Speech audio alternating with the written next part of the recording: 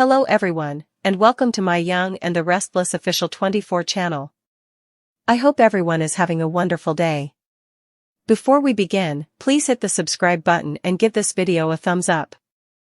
Sharon and Nick are forced to relive Cassie's death as a result of Noah's surgery. Following Noah's collision, Sharon and Nick had to face their biggest fears, the fragility of family and the ghosts of Cassie's passing. In the waiting area, Sharon sat nervously while medical professionals attempted to save Noah's life. She realized the seriousness of the situation. Her son might not wake up when she found out the accident happened on an isolated section of roadway. Even though his voice cracked with anxiety, Nick remained by her side and attempted to appear composed. The silent moments were filled with their shared anguish.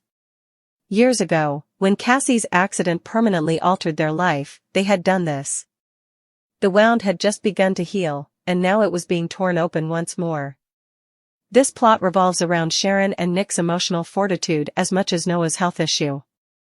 Their tenuous sense of tranquility was upended by the collision, which served as a reminder that trauma never really goes away. Every tear Sharon shed was a reminder of Cassie, the kid they were unable to save. Additionally, it mirrored their concerns following Faith's recent vehicle collision with Lucy. Constantly the defender, Nick tried to calm her while stifling his own fear. Every parent's instinct to remain tough when they're breaking inside was symbolized by his fight. As they awaited word from the operating room, their every action was characterized by the conflict between faith and terror. The fact that Noah was still when Sharon and Nick eventually made it into his hospital room highlighted how precarious life was in Genoa City. The Newman family will experience emotional impact regardless of Noah's survival or long-term consequences. Their connection, which has been put to the test for a long time by forgiveness, sadness, and the persistent pull of shared tragedy, might have to confront its most difficult reckoning to date. How Sharon and Nick deal with love, loss, and children may be altered once more by what started as a catastrophe. As the hours dragged on in the sterile waiting room of Memorial Hospital, the fluorescent lights above seemed almost cruel in their brightness. Sharon sat with her hands trembling in her lap, the sterile scent of antiseptic clinging to her senses like a cruel reminder of every nightmare she'd ever lived through. The moment she got the call that Noah had been in a collision, her heart had dropped into her stomach. And when she learned that he'd been found unconscious on a lonely stretch of highway, surrounded by twisted metal and shattered glass, her mind went somewhere it hadn't dared to visit in years, back to Cassie's accident. It was as if time had folded in on itself, pulling her into that terrible night when she and Nick had sat just like this, praying for a miracle that never came. Nick paced just a few feet away, his jaw tight, his eyes darting toward the double doors of the emergency room every time a nurse walked by. He was trying to stay calm, trying to project strength, but Sharon could see through him. She could always see through him. His hands were clenched so hard his knuckles had turned white, and every muscle in his body was wound like a coiled spring. The sound of monitors beeping down the hall, the hurried footsteps of doctors, it all blurred together into one deafening hum of dread. They had been through this before, and they knew how easily hope could crumble into heartbreak. "I can't lose him, Nick," Sharon whispered, her voice raw, trembling. "I can't do this again." Her words shattered the fragile silence between them, carrying the weight of 2 decades of pain. Nick turned toward her immediately, his expression torn between determination and despair. "You won't," he said firmly, though his voice cracked on the word. "We won't." But they both knew that promises like that were meaningless when it came to fate. They'd said those same words when Cassie was fighting for her life. They had believed with every ounce of their being that she would make it, that she had to make it. And then, just like that, she was gone, leaving a void that had never truly been filled. Sharon stared down at her clasped hands and felt tears prick her eyes. The years hadn't dulled the pain, they had only taught her how to carry it. Every milestone they'd celebrated, Faith's graduation, Noah's successes, had been shadowed by the daughter they lost. And now, seeing Noah lying broken somewhere beyond those hospital doors, she felt as if she were being punished by the universe for daring to find peace again. Nick stopped pacing and sat beside her. For a long time, they didn't speak. The quiet was deafening, filled only with the rhythmic ticking of the wall clock and the occasional muffled announcement over the PA system. Sharon's mind raced through every what-if, every prayer, every desperate plea. She remembered Cassie's pale face in that hospital bed, the way Nick's voice had cracked when he begged her to hang on. She remembered the unbearable stillness that followed, the silence that changed them forever. And now, here they were again. Nick finally broke the silence. "He's strong, Sharon. He's always been strong. He'll get through this." His tone was firm, but his eyes were wet, betraying the storm he was holding back. Sharon reached for his hand and gripped it tightly. "I know," she said, though she didn't sound convinced. I can't stop seeing Cassie. Every time I close my eyes, I see her. And now Noah's in there, and it's like I'm reliving it all over again." Nick swallowed hard, looking down at their joined hands. "I know. I've been thinking about her too. About how fast it all happened. About how we thought we had time." He paused, taking a shaky breath. "We can't lose him, Sharon." "I can't," he stopped, unable to finish. When the surgeon finally entered the waiting area, both Sharon and Nick jumped to their feet. The doctor's expression was grim but calm, and in that moment, every second stretched into eternity. "Your son made it through the surgery," the doctor said, and Sharon gasped, her knees nearly buckling. But before relief could fully take hold, the doctor continued, "There were complications. He lost a lot of blood, and his condition is critical. We'll need to monitor him closely over the next 24 hours. Critical. The word echoed through Sharon's mind like a thunderclap. She nodded numbly, barely hearing anything after that. Nick's arm went around her shoulders as the doctor spoke, but it was all a blur. The only thing that registered was the truth: Noah was alive, but he wasn't out of danger. When they were finally allowed to see him, the sight took Sharon's breath away. Tubes, monitors, wires, her baby boy, pale and still, a shadow of his usual vibrant self. The steady beeping of the heart monitor was the only reassurance that he was still with them. Sharon approached the bedside slowly, her hands trembling as she brushed a strand of hair from his forehead. "Hey, sweetheart," she whispered, tears spilling freely now. "Mom's here." Nick stood behind her, his eyes glistening. "You gave us quite a scare, buddy," he said softly, his voice breaking. He placed a hand on Noah's shoulder, feeling the cold stiffness of his skin. The memory of Cassie lying motionless in her hospital bed flashed through his mind, and he had to look away for a moment, steadying himself. As the hours passed, they refused to leave Noah's side. Sharon prayed silently, her heart aching with every rise and fall of his chest. She whispered stories from when he was a little boy, how he used to chase butterflies in the backyard, how he'd run to her after skinning his knee, crying for her to make it better. She needed him to hear her voice, to feel her love.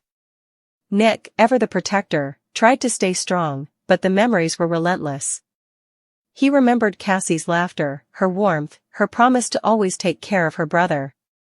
She had adored Noah, and the thought of losing him too felt like an unbearable betrayal of her memory. "Do you think she's with him?"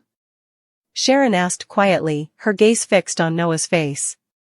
"Cassie. Do you think she's watching over him?" Nick hesitated, then nodded slowly. "Yeah," he said softly. "I do. She wouldn't let anything happen to him. Not after everything." That thought gave Sharon a small measure of peace. In her heart, she imagined Cassie standing beside her brother's bed, her hand on his shoulder, whispering for him to fight. But even as that comfort settled in, the fear refused to loosen its grip. Every flicker on the monitor, every shift in the nurse's tone sent panic surging through her veins. The trauma from years ago had never left her, it had just gone quiet, waiting for a moment like this to resurface. By the following morning, the first rays of sunlight filtered through the blinds, casting soft streaks across the hospital floor. Sharon hadn't slept. Neither had Nick. They'd taken turns watching Noah, speaking to him, willing him to wake up. When his fingers twitched slightly, Sharon gasped and gripped his hand tighter. "Nick." Nick," he moved. Nick rushed to her side, his heart pounding. They waited, breathless, as Noah's eyelids fluttered open, just for a moment. His voice was faint, barely audible. "Mom?" Sharon let out a sob that was half laughter, half relief. "Yes, sweetheart. I'm here." Noah blinked weakly, confused, his gaze shifting toward Nick. "Dad?" Nick's eyes filled with tears. "Yeah, son. You're okay. You're safe." But before he could say more, Noah's eyes rolled back, and the monitors began to beep erratically. Nurses rushed in, pushing Sharon and Nick aside. The panic returned like a tidal wave, slamming into them with all the force of the past. It was Cassie all over again, the chaos, the alarms, the helplessness. Sharon screamed for her son, her body shaking uncontrollably as Nick tried to hold her back. "Please," she cried out. "Please don't take him from us."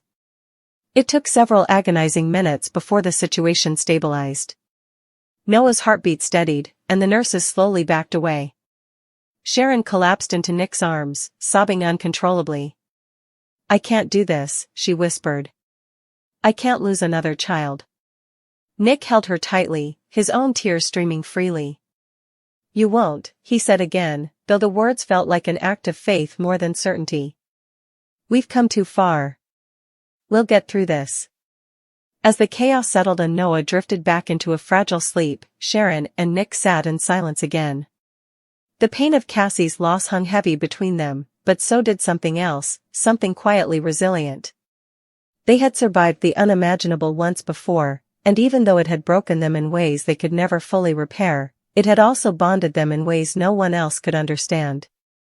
For the first time in years, they allowed themselves to simply be together, not as exes, not as co-parents, but as two grieving souls united by love and loss. Sharon leaned her head on Nick's shoulder, and he wrapped his arm around her, pulling her close. "Whatever happens," he murmured, "we face it together. Just like we always have." In that moment, surrounded by the rhythmic hum of machines and the faint scent of antiseptic, Sharon felt Cassie's presence. Maybe it was her imagination, or maybe it was something deeper, something spiritual. Either way, she knew that love, even in its most painful form, never truly disappeared. It lived on in their memories, in their children, in every heartbeat that refused to give up. And as Noah lay there, fighting his silent battle, Sharon and Nick silently vowed that no matter the outcome, they would not let tragedy define them again. They would honor Cassie's memory, protect the family she loved, and cling to each other when the darkness tried to swallow them whole. Because in Genoa City, life was fragile. Love was complicated. But for Sharon and Nick, the bond forged through heartbreak was unbreakable, and even as they faced yet another brush with loss, it was that bond that kept them standing, holding on to hope when everything else seemed lost. As dawn gave way to the golden light of morning, the hospital corridors began to stir with activity, but for Sharon and Nick, time had lost all meaning. The steady beeping of Noah's heart monitor had become the rhythm of their world, a fragile lifeline keeping them anchored between hope and despair. Sharon's body ached from sitting so long in the same chair, her hand never once leaving Noah's. Every now and then, she would brush her thumb over his fingers, whispering words of love, pleading silently for him to keep fighting. Nick stood near the window, staring out at the rising sun, the light catching in his tired eyes. He hadn't slept all night, but exhaustion was the least of his worries.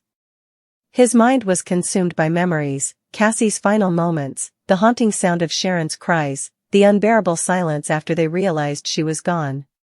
He'd promised himself that night that he'd never let his family suffer like that again, but here they were, trapped in the same nightmare, reliving the same heartbreak. Only this time, the stakes felt even higher. The quiet hum of the machines filled the room as the door creaked open. Faith stepped inside, her eyes red-rimmed from crying. "Mom," she whispered hesitantly, afraid of what she might see. Sharon looked up and managed a small, trembling smile. "Hey, baby," she said softly, motioning her closer. "Come here." Faith's gaze landed on Noah, pale and still beneath the sheets. She froze for a moment, her breath hitching in her chest. He looks so different, she murmured. I know, Sharon said gently. But he's here. He's alive. And he's fighting. Faith nodded slowly, taking her brother's hand. He has to pull through, she said firmly, her voice shaking. He promised me he'd be at my next show. He said he'd never miss one again. Nick turned from the window, his heart twisting at the sight of his two daughters together, one standing, one fighting for his life. He joined them at the bedside, placing a hand on Faith's shoulder. He's not going anywhere, he said softly, though he wasn't sure who he was trying to convince, her, Sharon, or himself. The moment felt painfully familiar. When Cassie had been in that same bed, Faith had been just a little girl, too young to fully understand what was happening. Now she was old enough to feel every ounce of fear, to understand the finality of loss. Sharon could see it in her eyes, the terror of losing another sibling. It was too cruel, too much for one family to endure. As Faith leaned her head on her mother's shoulder, Sharon stroked her hair gently. We're going to get through this, she whispered. We have to. But deep inside, Sharon's heart was unraveling. Every memory of Cassie came rushing back, the late-night phone call, the frantic drive to the hospital, the desperate prayers that went unanswered. She remembered the exact words Cassie had whispered before she slipped away, "Don't blame yourselves. I love you both." Those words had saved Sharon and Nick once, keeping them from tearing each other apart. But now, facing the possibility of losing Noah, she wasn't sure they'd be enough. Nick could see the torment in Sharon's face. He'd seen it before, after Cassie, after every close call with Faith, every heartbreak that followed. He knew how deep her guilt ran, how she blamed herself for things she couldn't control. He moved closer, crouching down beside her. Hey, he said softly, touching her knee. Don't go there, Sharon. This isn't your fault. Her eyes met his, full of pain. How can you say that? Every time I think our family's finally okay, something happens. Cassie, Faith's accident, now Noah, how many times do we have to pay for the same mistakes? Nick shook his head, his expression fierce. These aren't punishments, Sharon. They're accidents, tragedies. But we can't keep blaming ourselves for what life throws at us. Her lips quivered. Then why does it feel like we're cursed? He had no answer for that.